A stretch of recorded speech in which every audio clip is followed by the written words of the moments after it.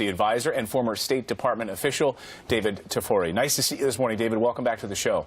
Thanks for having me. So this deal that was struck back in 2013, was it a good deal? Did we get all of the chemical weapons?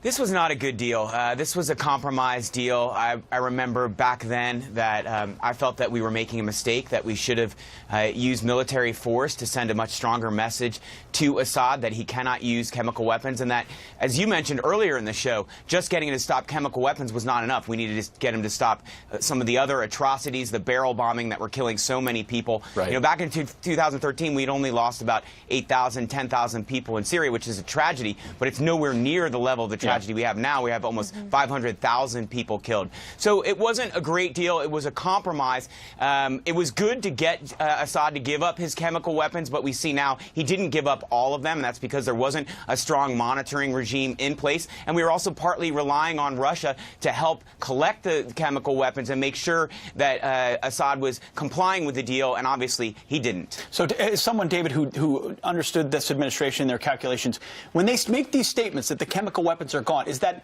delusion? Is that deception? Is that, as you said, a failure to even be able to monitor? Why would you make a statement, they're all gone, if it's not true? I don't think it was delusion or deception. I think that was their understanding.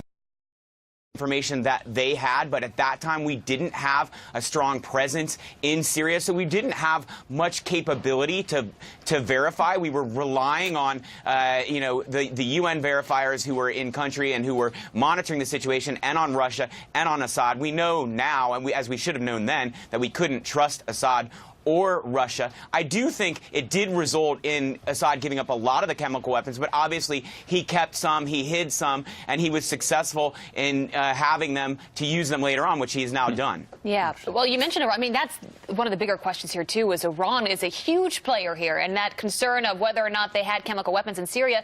Couldn't you ask the same question about Iran with nuclear weapons? I mean, are they really getting rid of them, or are they rebuilding them, for all we know? Yeah.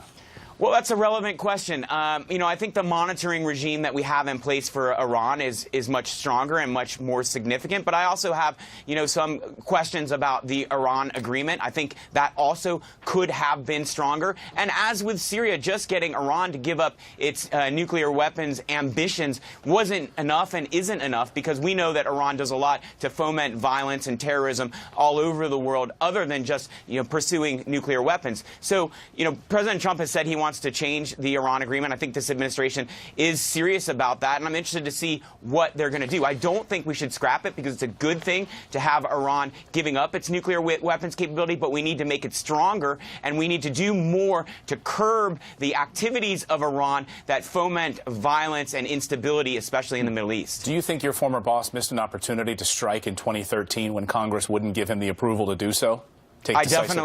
I definitely do. I said that back then. I wrote about that back then. We should have used military force back then. I didn't think that we needed a congressional authorization. I think President Obama went to seek congressional authorization because he wanted to make sure everyone was on board, but I think that was a mistake. Wow.